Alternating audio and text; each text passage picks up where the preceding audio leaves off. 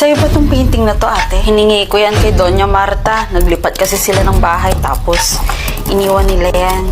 Kaya nung nakita ko, sabi ko akin na lang. Sayang eh.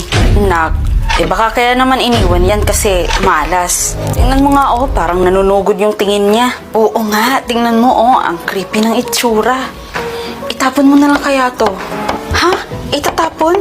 Art yan, di ba kayo marunong ma-appreciate ng art? Amin na nga. Tapon pa kayo dyan eh. Si Jaja, hindi ba siya maglalaba? Andoon sa kwarto niya, inaapoy siya ng lagnat.